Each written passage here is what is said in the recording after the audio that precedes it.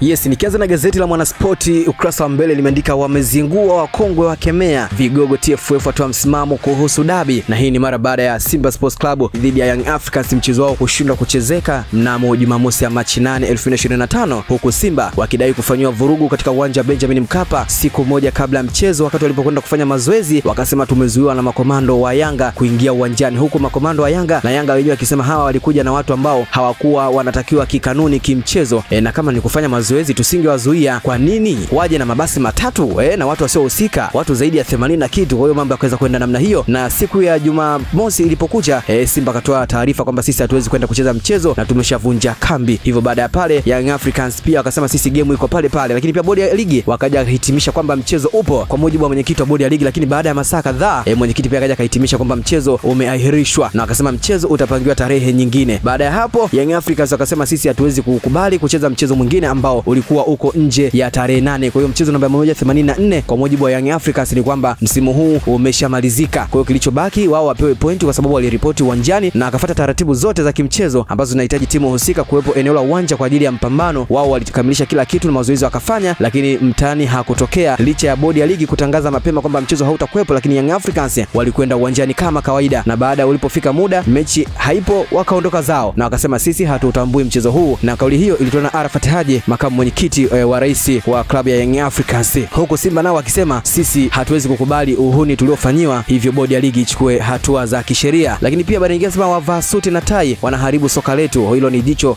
la mwewe la Edo Kumwembe, mambo yakaweza kwenda namna hiyo. Lakini pia kombe la shirikisho leo Jumatatu, Fountain Gate dhidi ya Stand United majira ya saa 10 jioni uwanja Tanzania Itkwara. Mashabiki Man United wa surprise Amorim ni kwa namna gani? Nenda kasome gazeti la Mwanahabari. Habari kubwa nasema mwanasheria aitaka Yanga ipaze sauti. Huyu ni Simon Patrick akisema bwana mchezo huo unaahirishwaje na TPLB ambao hawana mamlaka ya kukaa kudiskasi ama kujadili mchezo ambao haujachezwa. Hebu chukueni hatua, gomeni mchezo mwingine ili iwe fundisho kwa mamlaka inapotaka kutumia busara kwenye kanuni, yani kanuni zifuatwe, busara ziwekwe pembeni. Lakini pia habari nyingine sema Pamba Jiji apata ajali kiwafuata Kiluvya. Ni habari ambayo ilitokea alfajiri ya Machi 9, 2025 ambapo Pamba Jiji walikuwa wakielekea Dodoma kwa ajili ya kucheza na Kiluvya. Hii inakuwa ajali ya pili baada ile ya Dodoma Jiji ambayo ilitokea wiki kadhaa na kusababisha mchezo wa Dodoma Jiji na Simba Sports Club kupelekwa mbele kwa sababu majeruhi walikuwa ni wengi kweli kweli. Na hii pia imeweza kutokea hivyo wakati wakienda kucheza mchezo wa kombe la shirikisho la CRDB. Tunaombea majeruhi wote waweze kuwa salama kweli kweli. Lakini pia Simba anasema akili yao kwa sasa ipo kwenye kombe la CRDB FA